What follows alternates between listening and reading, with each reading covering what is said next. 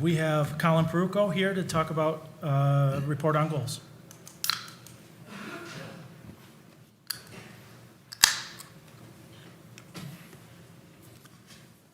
Welcome. Hi there. Forgive me if I stumble a little bit. Had to make some edits.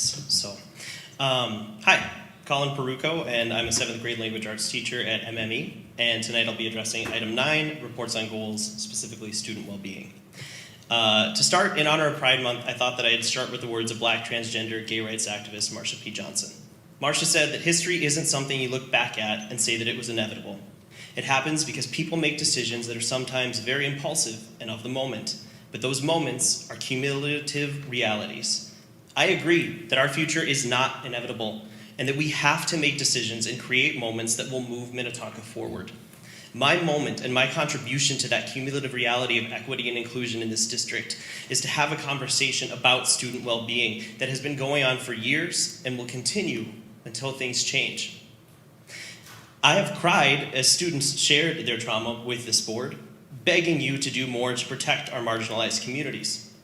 I have watched colleagues I love and cherish begging this board for the tools to create a welcoming and representative community for minority students and staff. I have listened to community members begging this board to work with them to build a better, more equitable Minnetonka.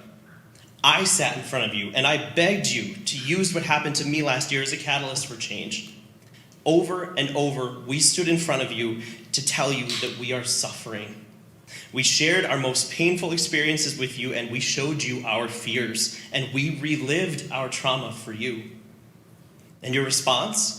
Instead of leaning into that uncomfortable space and working with us to build an environment where we could discuss or debate or even engage in these conversations, you backed away.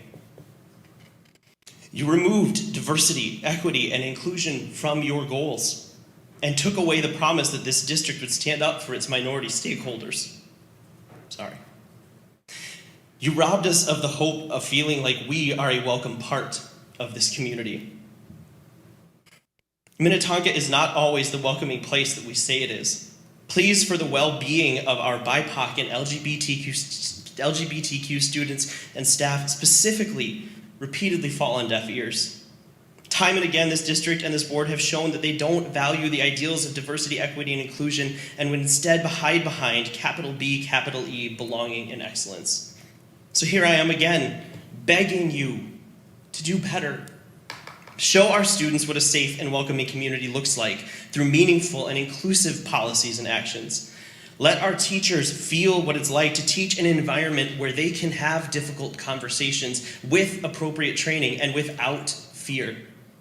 Engage with community groups like MCEE and work with them on imperatives like developing anti-oppressive content in the district curriculum to ensure diversity and representation in our classrooms.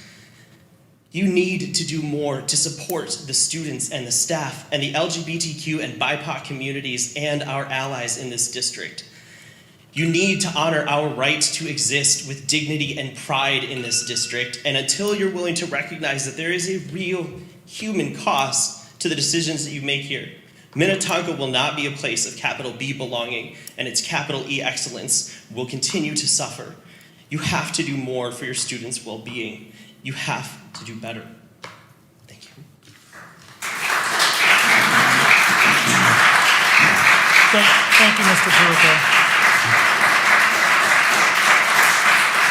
Next up, we have approval of waivers of physical education requirements. Dr. Peterson, please.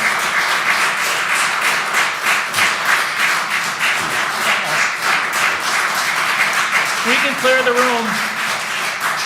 Okay. Next up, we have approval of waivers of physical education requirements. Dr. Peterson. Mr. Chair, members of the board, as you know, you have a policy that allows students at the high school to meet part of the physical education requirement by having alternative